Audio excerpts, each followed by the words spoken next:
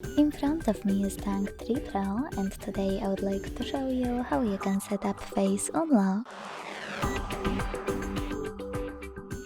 Begin by opening Settings and scrolling down to access Security section.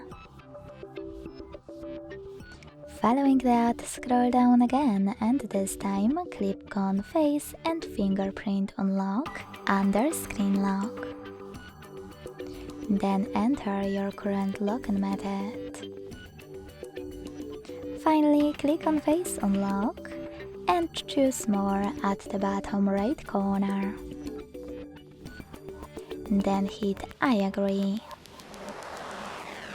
Now after tapping on Start, remember to keep your face in frame and follow all of the instructions from your screen.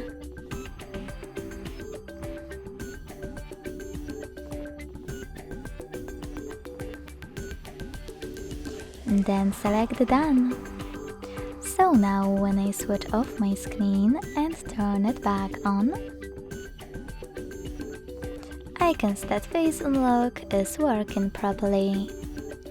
Thanks so much for watching. If you enjoyed this video, leave a like, comment and subscribe. Bye!